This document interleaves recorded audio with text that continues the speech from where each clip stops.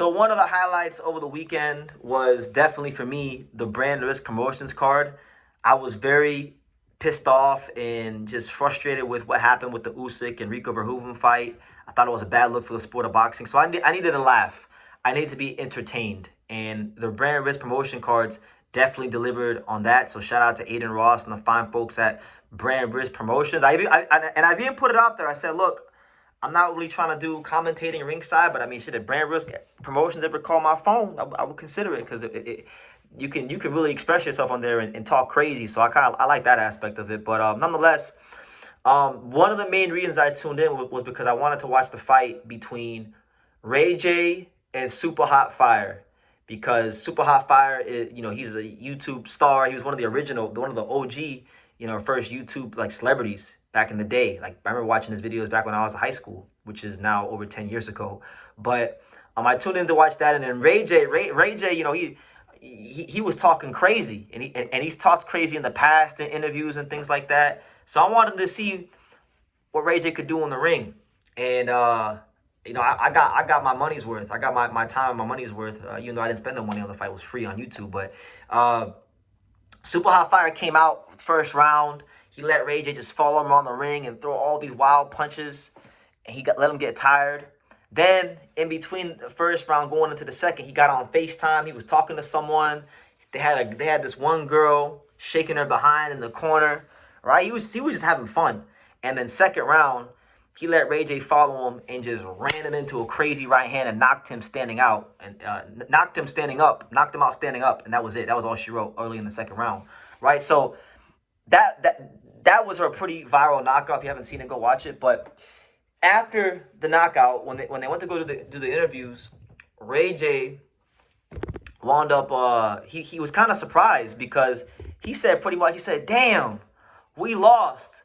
You don't really mess the money up. We took a loss tonight." And so the announcers, as well as the viewers, including myself, we were all confused as to how he was saying that they both lost, because Supa Hot Fire didn't lose. He knocked you Spark out. You lost, right? You was dazed and confused. And Ray J was like, "Oh well, I don't really want to say it because I'm not trying to get nobody in trouble, but we lost tonight," right? So basically what he was hinting at was the fact that they had probably come to an agreement, and they probably had a script that they were supposed to follow, and probably rigging the fight for Ray J to win. Maybe somebody had a bet on the fight somewhere, and Supa Hot Fire at the last minute, he called the audible, and he said, "To hell with all that, I'm gonna knock you out, and we're gonna go off script." And so that leads me into the greater discussion in this video, which is the fact that there's always been talk about is boxing rigged, and if it is rigged, how rigged is it? At the top level.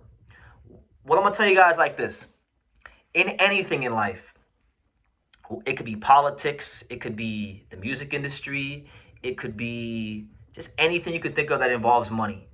The more money there is, the higher percentage chance there's gonna be for corruption, for a manipulation of the outcome, and or rigging a fight. So I think this, even though it wasn't an influencer card, this does highlight one of the storylines we oftentimes hear in boxing of the fact that a lot of these fights have scripts, and sometimes many times that, like, especially in these fights with Usyk and Rico Verhoeven and Ngannou and Fury, it's like they make the odds so crazy. Like, for example, I didn't look at the odds, but I'm sure before Ngannou fought Fury and before Rico Verhoeven fought Usyk, I'm sure the odds were crazy in their favor. I'm sure they were a plus, heavy on the plus side of the odds. So what winds up happening is, I'm very sure a lot of money came in on the odds for those guys. But understand, gambling and sports betting, it's a business, and it'd be crazy to not think that the casinos in Vegas doesn't have an influence on these outcomes sometimes, especially in these big fights. Now, for smaller fights, for these club show fights, or just fights where there's not as much money involved, I feel like those fights are on the level. But when you start talking about where guys making $10 million, $50 million, hundreds of millions of dollars, that's when shit gets really amplified to the highest degree.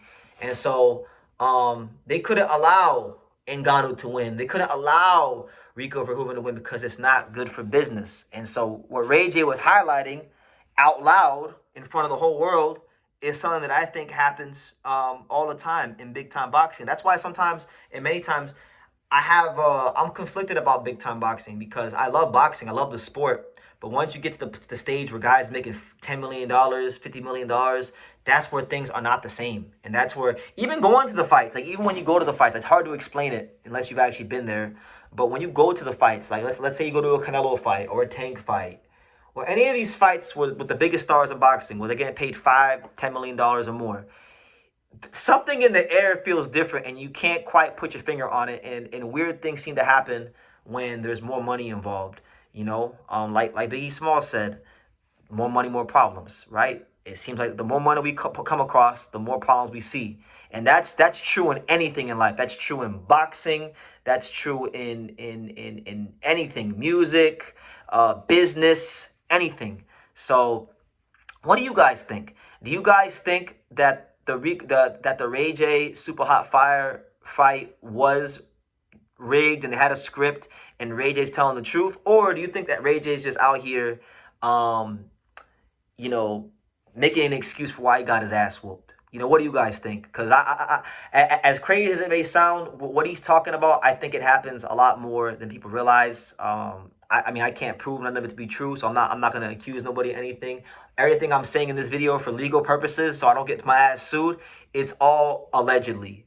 All allegedly, it's all conjecture, it's all just things I'm saying. But I mean, a lot of times if you go and you look at these overs and unders for big fights, I'm talking about big fights, any pay-per-view, anything on pay-per-view, if you go and you look at the overs or the unders, whatever they set the over or under at, it just always seems that the house wins in the over under department, and a lot of times I don't think that's coincidence. Sometimes it's the way it unfolds in the ring. It's almost too well written for it to be a coincidence. So Ray J, I do think is highlighting a problem. And what I'll say about my perspective on boxing, rigging fights, because a lot of people have these perspective when it comes to big time boxing, I do think there are probably a handful of scenarios where guys agree to take dives or things like that.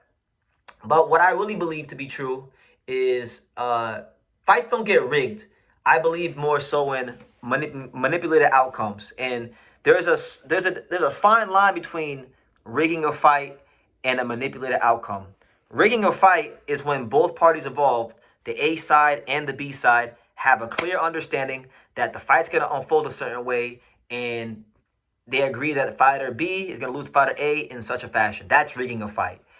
Manipulated outcomes is when both fighters have a certain level of skill, but fighter A has a enough of a skill advantage on fighter B that you don't need to rig the fight. The fight's already determined because fighter A is just that much better than fighter B. I feel like that happens a lot more, and marketing and promotion plays a part in brainwashing the fans to believe that a fight that's on pay-per-view is closer than it actually is. That's why programs like HBO 24/7 were so key for guys like Floyd, because they needed to make you guys believe that Robert Guerrero and Victor Ortiz and Andre Berto were a much bigger threat than they actually were in reality. And they did that through marketing and production and things like that. So those were more manipulated outcomes. You understand? I don't think they were fixed fights, but I do think there are fixed fights in boxing, but I don't think they happen. I think they happen, but I don't think they happen quite as much as people think. I think it's more manipulated outcomes. So I hope I was clear with that. But anyway, that's my thoughts on that in regards to Ray J and Supa Hot Fire. I thought he highlighted something in his post-fight interview that gets talked about a lot in boxing circles. So I'll leave it at that. Y'all can let me know what you think. What's your take on boxing and rigging fights? And how many of the big fights on pay-per-view do you think get rigged? Or are you more like what I think? Do you feel like it's not really about rigging the fights, it's about manipulated outcomes where fighter A is just he's better than fighter B, and the marketing promotion brainwashes the masses into thinking the fight is closer than it really is. That's how I think it really goes. But what do you guys think? Leave your comments down below. Take the time to subscribe, and I will see you in the next video.